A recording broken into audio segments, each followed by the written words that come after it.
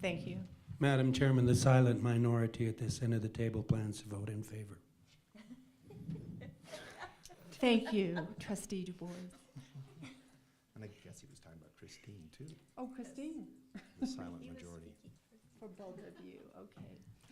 I just want to tell everyone here that this has been a long and painful journey, and many of us have had heartburn over it and had sleepless nights, and we want the best for all of you. And I really like Trustee Erickson's suggestion that in 3, 6, and probably 12 months, we review what's going on around these new procedures and policy, and that we'll have a clearer idea. And we'll revisit these policies and procedures. This is not a done deal forever. We will look at them again as we have. I think this is my 5th year on the board, and I know that I've looked at them. I think this is the 3rd time that we've looked at them. And so we're not done. And so we respect you. We like it that you're working here at this college. We love representing you as trustees. And so thanks for bearing with us. Anyone else? Madam Chair, Trustee Mosier. I agree that Trustee Erickson's asked a good point. I would just like to, in the vein of a good experiment, as Trustee Kilty would perhaps be interested in, what do we expect to see as outcomes so that we can measure the performance and know whether we were successful or not in some objective terms? He's thinking. Madam Chair? Well, Trustee Erickson. we currently have a baseline as of April 1, I would say. And that would be our baseline for all of the, now I'm speaking specifically to the concern about the classification and whether the new procedure of at will is going to diminish our capability to recruit and to hire individuals in that category. So we've got a baseline of April 1, then every look at that, and I'm sure that, let's see, Ms. Murray and Dr. Schaefer can come up with some metrics to put that in some understandable language or charts for us. Madam Chair, Trustee Mosier. I understand what you're saying, Trustee Erickson, but to me, we're changing this to at will to reduce challenges we have that are costing the college in terms of due process. We're allowing a group of employees, and so I'm asking, we're changing the policy to provide better fiscal, as Trustee Little pointed out, some better fiscal responsibility. So what would be the measure that says this has in fact provided better supervision, management, and lack of expenses in terms of costs for casework for this group of employees? Trustee Kelty. One of the things that I asked Joe from some time ago was how we have turned over employees in the last few years. And Joe made that report to me, and at the time I was curious about how long it was going to take us to repurpose some finite number of employees. I was thinking 80 at the time, and from the rate at which we turn over employees, it was going to take about 8 years to do that.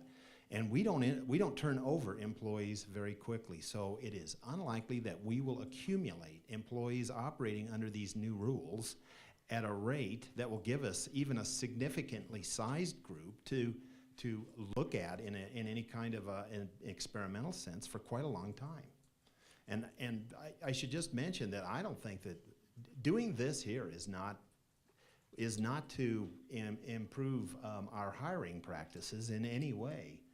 I never viewed this as a solution to hiring practices, and I don't know that our hiring practices are out of line, our hiring results are out of line with other community colleges, But it would be interesting. You know, I just mentioned one thing that would probably help hiring practices around here a lot, and that's advertise our salary. And I don't know that we do that in ads. We didn't for a long time.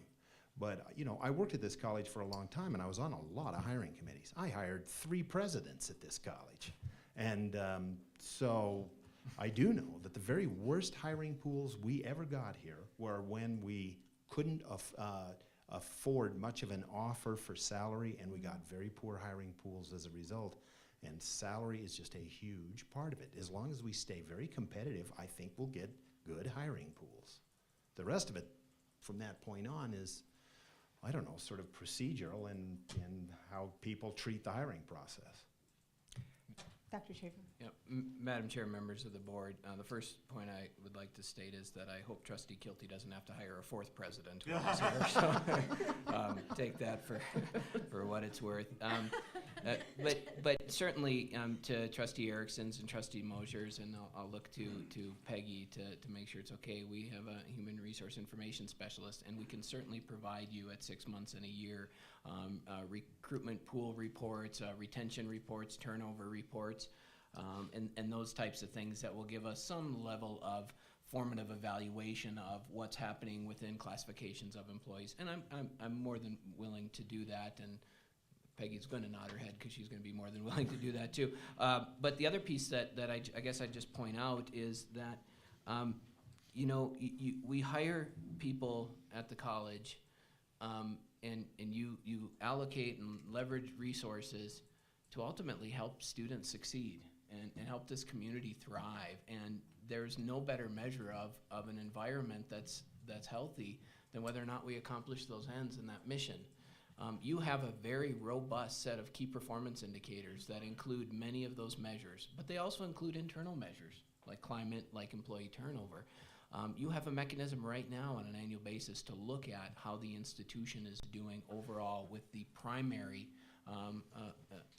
evaluatory metrics for this institution, and we'll continue to bring those forward. And I will be the first to say that if we don't improve, and we have room to improve on many of those, if we don't improve, then you direct me and you discipline me and you do what you need to do to ultimately improve. But that's the reason we're here, is to help students succeed, change their lives, and that's the ultimate thing that we want to be looking at. And I would say that if we don't have a good environmental structure, a good employment structure, our students aren't going to. If we do, they will. And I would certainly be held accountable to producing those results. Mm-hmm. Yes. Trustee Kilty? Might I make a suggestion on one other thing we should do? And I don't think it's common for us to hold an exit interview or a separation interview when we have employees leave employment here at the college. And I think it would be worthwhile just make that a common practice. When employees leave, let's get an interview with them and find out why they're leaving specifically. I think that would be very useful information and just mandatory for anyone who comes to work under the new policies and procedures. That's a good suggestion.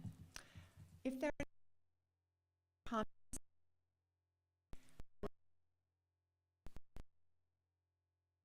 yes, I was going to suggest that we vote. Thank you for reminding me, Trustee Erickson.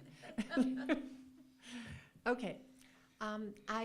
All those in favor of passing all 7 of these new policies or rewritten policies, please say aye. Aye. Anyone opposed? Aye. Okay, you have 6 yeses and 1 no. Thank you. It's getting late here, group. Next, we have the rules, and Deb Roden will give us some background on rule number 1. Thank you, Madam Chair, members of the board. What's before you tonight are 3 rules. Rule 1, and then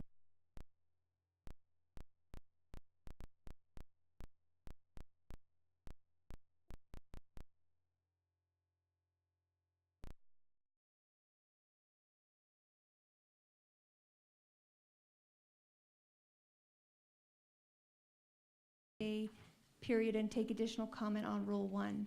So it's been our advice that that's what should occur and that in the interim, the board pass an emergency Rule 1, which is really the rule that we contemplate going back out for public comment for this 45-day period. So that's what's before the board, is an emergency rule. The Wyoming Administrative Procedures Act allows the board to enact an emergency rule, and that rule can remain in place for 120 days without further action. Certainly your 45-day comment period will conclude within that 120 days. Okay. Madam Chair, I move that the Board of Trustees adopts the emergency Chapter 1 rules of practice and procedures for a contested case and direct President Schaefer to re-notice Chapter 1 rules of practice and procedures for a contested case for 45 days and to schedule a public hearing on May 21 to take public comment on the proposed rule changes. Do I have a second? Second. We have a first and a second. Are there any comments from the board? Madam Chair, Yes, Trustee Mosier. I'd like to ask you, the attorneys, or Dr. Schaefer, to give a real brief as to how this will benefit us, purpose. Madam Chair, I'd be happy to answer that. Trustee Mosier, the purpose in having the emergency rule in place does two items. One, it allows for an additional 45-day comment period, which was requested of numerous individuals. In addition, the emergency rule makes sure that your rule that would be in place in the interim would match in terms of definitions and things like that, so it would be consistent with your policy and procedure. Thank you, Madam Chair. Mr. Thank you, Ed. Mr. Hacker? I have just a couple of brief comments. There's my pen, I left it up here from before. A couple of brief comments on the rule.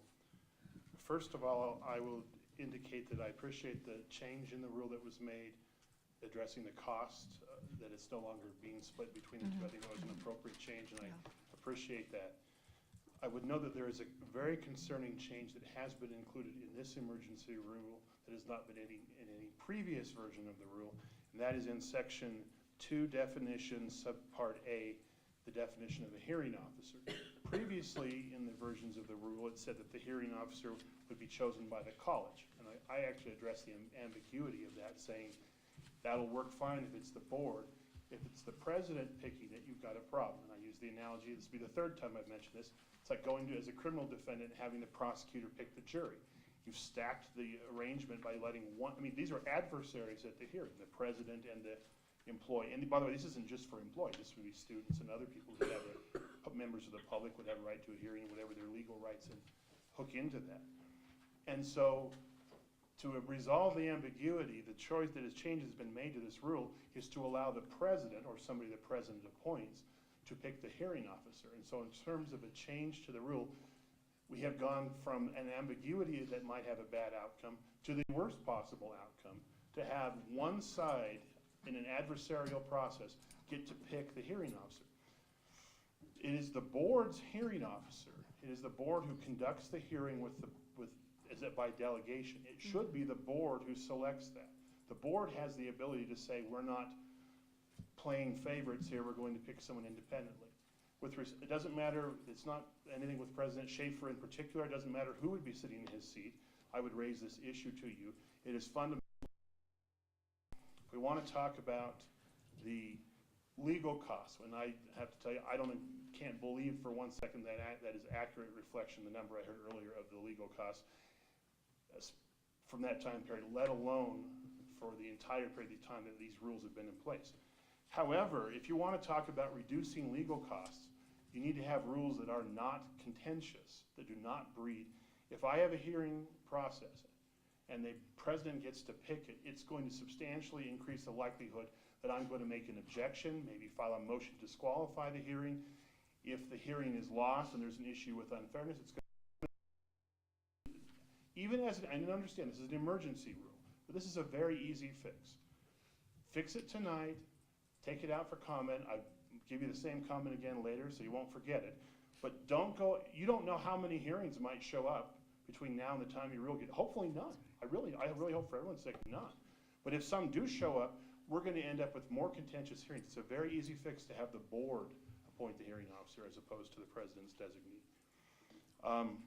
I can reserve the rest of my, that's the only emergency basis comment that I have, other than I would like to address with Trustee Kilty an issue that he raised earlier about how the classifications of employees are not supposedly in policy. Chapter 1, Chapter 2, and Chapter 3 all currently have and have had for 25 years the board's policy about the classification for employees. Rules are, well, I don't want to sound like I'm lecturing here, but rules are a policy. They're just a specialized form of policy that triggers state law. There's still a policy. The implication that these classifications of employees have not been board policy for 25 years is inaccurate. I can flip to the definitions in Chapter 1, Chapter 2, and Chapter 3 of your rules, and the definitions of the categories and who fits it and who doesn't has been there, put there by the board under every HR person you've had in that time period. So when you would make these changes, you are eliminating these classifications. I know the board has already made a decision on that point, but I just want to emphasize, you're taking it out of the board's hands and putting it in the president's hands. Thank you. Thank you. I believe Deb Roden has a comment. Madam Chair, I just want to provide to the board a couple pieces of information with regard to that. What Mr. Hacker is referencing is a due process challenge. And at its core, due process means contain two elements: notice and an opportunity to be heard. That's what due process requires. He keeps bringing up the implication of a criminal case. Well, obviously a criminal case has further constitutional implications than a civil matter. Additionally, you can look a lot of public places and find what occurs. For example, a sheriff's deputy who was terminated by the sheriff in our county can ask for a contested case, and his arbiter, his judge, is the sheriff himself. That's how their due process works. In our example, all we've said is that the president will designate an independent hearing officer. The requirement is still there that the hearing officer be an independent party. We certainly have satisfied due process. Thank you. Does the board have any other comments or discussion? If not, we have a first and second. Madam Chair? Trustee Mosier? Yes, I would just like, since Brenda has, Trustee Little has experience with this, can you tell me, from your perspective, before, what we had before and what you felt were issues, or any, if you would like to share that with us? Thanks, Ed. Going back and trying to remember that the past that takes me some time. So I'm not going to be able to remember that right off the bat. But I remember when we went through the process of finding a hearing officer in a couple of the cases that I was involved in. And if we have this language that the hearing officer needs to be independent, what I remember happening is that we would propose a hearing officer, and Mr. Hecker would object to that hearing officer based on the fact that the hearing officer was not independent. And so in reality, if the president or his designee chose a hearing officer and the opposing party did not feel that that hearing officer was independent, there still could be a challenge on the independence of that hearing officer, which is what we have experienced before. So I think this emergency rule still would call for the president to find an independent hearing officer, and I believe that would behoove our president to do so, because it would just slow down the process quite a bit if the hearing officer was left open to challenge for lack of independence. Thank you. Madam Chair, if I just may briefly comment, the same issue could be come to be even if the board selected the hearing officer. Certainly someone could still challenge the independent nature of that hearing officer, even if it was a board determination. You would run into the same obstacle potentially. Yeah, which we did. Madam Does Chair. that make sense to you, Trustee Mosier? Yes. Thank you. Thank you. Trustee Du Bois? Madam Chairman, I'd just like to say I was only involved in one of these previous cases, and it was our attorneys at the time, with the president and the board, we selected what we thought would be a good hearing officer. It was then presented to Mr. Hacker, who was involved in the case, and he came up, the person that we selected, it came up with his approval, and then we proceeded and had the hearing. So I don't know. That's how it was done, and it worked fine. Thank you. So, are there any other comments? Ed? We are about to take a vote. All those in favor, please say aye. Aye. Is there anyone who is opposed? Thank you very much. That that emergency rule goes into effect. Next, we have the repeal of Chapter 2 Rules of Practice and Procedure and Chapter 3 Rules and Practice of Procedure for reduction in force. Madam Chair, Yes, Trustee Erickson. I move that the board repeal Chapter 2 Rules of Practice and Procedure for Discipline of Employees and Chapter 3 Rules of Practice and Procedures for reduction in force. I'll Thank you. second it. Okay. Bill seconds. Is there any discussion by the board? Trustee Mosier? No. You said no? He had no Yes, questions. Madam Chair. Believe it. Yes, you have a no. Yes, I don't know. Okay. Okay, so all those in favor of repealing those 2 rules, please say aye. Aye. Anyone against that motion? Thank you.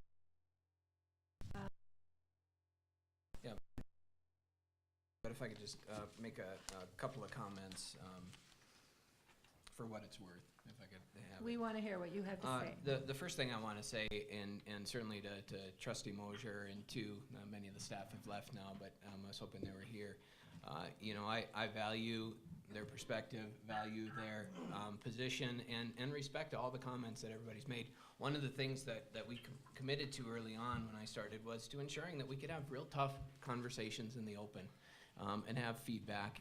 And yes, sometimes that feedback and that listening doesn't mean that we do what everybody says, and I understand that, but that doesn't change the fact that here we need to respect everybody's perspective, and we need to listen to the discourse, and we need to do so civilly. And for the vast majority of this, even when we were on different sides, people still approach this from a civil and a respectful manner. And so I respect everybody who presented either in favor or in odds, and certainly respect Trustees Mosier's position through this. And so I just wanted to say that. The other thing I wanted to say, I've struggled with this process between trying to do what makes the campus tick, happy, feel good through it, and ultimately what I think will make the campus succeed into the future. And I'm saddened that people, I was even looking at the audience tonight, and I've got the administrators over here and staff over there, except for a few brave souls that are brave. And we're all here for the same purpose. And I just want to go on record as saying that, good employees will always be valued and benefit here. And I know there's that fear that they may not, but they'll always be. If our employees care about our students and put students' needs first before theirs, they're going to be valued. If they're passionate, they're authentic, they're here to make a difference. We want to keep those folks if they treat others with respect, and when they're disagreeing, that's great. If they keep their commitments and produce results, they perform their duties.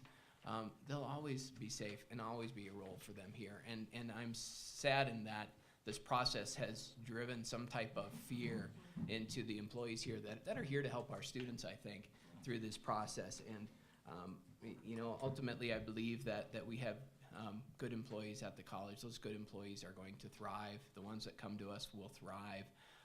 And I just want everybody to know that while we may disagree on certain things, ultimately I believe we can find that common ground around why we're here, and that's to help. I respect people's voices in this process, and hopefully we can get back to spending our time focusing on students.